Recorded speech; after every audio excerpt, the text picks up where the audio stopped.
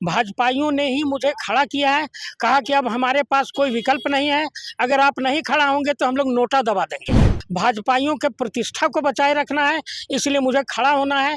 स्वतंत्र उम्मीदवार ही सही, लेकिन उनकी प्रतिष्ठा की रक्षा के लिए हम स्वतंत्र उम्मीदवार के रूप में आज नॉमिनेशन करने जा रहे हैं। झारखंड विधानसभा 2024 की जैसी ही घोषणा हुई, उसके बाद बीजेपी ने एक अपनी सूची जारी की, जिसके बाद पूरे झारखंड में बगावत का लहर उठ चुका है। आज हमारे साथ बाके बिहारी जी हैं। ये स्थापना काल से यानी 80 के दशक से ये भाजपा में थे। आज ये निर्दलीय प्रत्याशी के रूप में आज नॉमिनेशन फाइल करने डीसी ऑफिस पहुंचे में।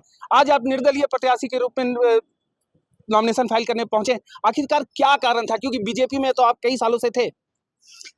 भारतीय जनता पार्टी अच्छी पार्टी है और 44 साल से पार्टी की सेवा और अपने कार्यकर्ताओं के उत्थान के लिए, उनके प्रतिष्ठा के लिए हमने काम किया है।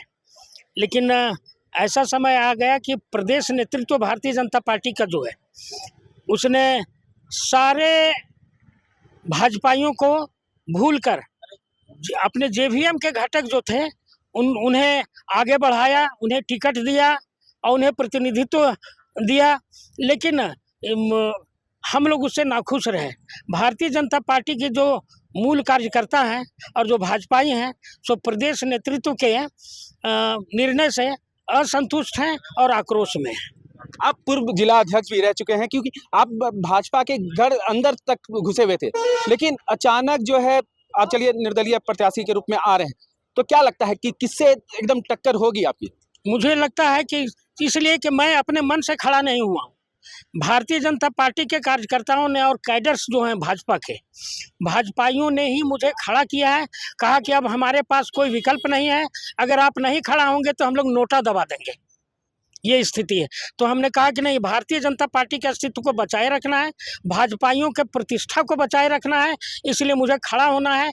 स्वतंत्र उम्मीदवार ही सही, लेकिन उनकी प्रतिष्ठा की रक्षा के लिए हम स्वतंत्र उम्मीदवार के रूप में आज नॉमिनेशन करने जा रहे हैं। चलिए, आज बाके बिहारी नॉमिनेशन करने जा रहे हैं। बाके बिहारी का एक व्यक्तित्व हम आपको बताना चाहेंगे। ये अलग तेवर के नेता हैं, क्योंकि संघ से भी जुड़े हुए हैं और कई सालों से ये भाजपा के लिए काम कर रहे हैं, कैडर भी रह चुके हैं और साथ ही साथ पूर्व जिला अध्यक्ष भी हैं।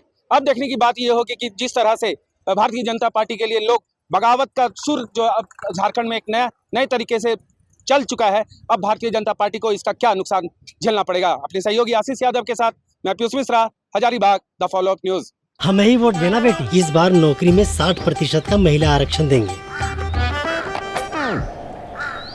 पैसा पिछली बार भी जेएमएम वालों ने 50% का वादा किया था, हमको तो मिला नहीं।